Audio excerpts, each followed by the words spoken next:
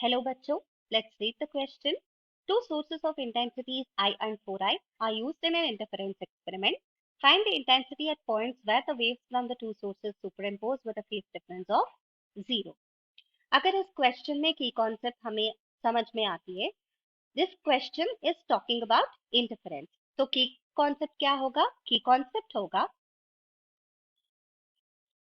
two sources of light are interfering, two light waves are interfering, and when they interfere, there will be a resultant intensity pattern in the interference pattern.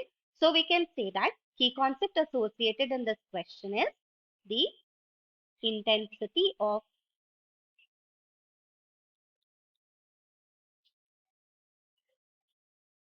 resultant interference pattern.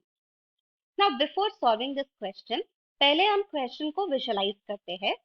जब दो waves interfere हो जाता है, दो slit से दो waves आता है, एक लाइट सोर्स होगा हमारे पास. अगर हम YDSC का सिचुएशन मान लेते हैं, ए स्लिट S1 है, ए स्लिट S2 है, लाइट वेव जो भी आता है सोर्स से S1 और S2 में डिवाइड होके एट पॉइंट P इंटरफियर हो जाता है. वैसे इंटरफियर होता है. हमें एक इंपॉर्टेंट पॉइंट इधर अंडरस्टैंड करना है कि क्वेश्चन में बोल रहे हैं फेज डिफरेंस 0 है. इसका मतलब क्या होता है? अगर दो स्लिट से लाइट वेव्स आ रहे,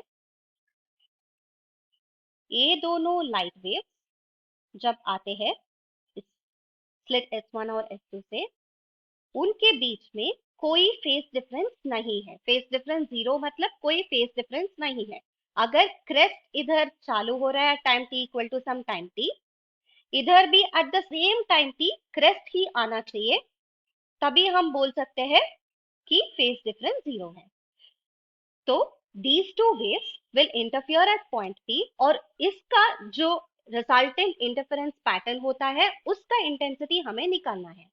हमें पता है रिजल्टेंट इंटेंसिटी जब हम निकालते हैं, resultant intensity is equal to I1 plus I2 plus 2 under root I1 I2 multiplied with cos phi. So इस इक्वेशन में phi हमें फेज डिफरेंस देगा. अभी फेज डिफरेंस 0 दिया है, हम सब्स्टिट्यूट करके रिजल्टेंट इंटेंसिटी निकालेंगे अभी.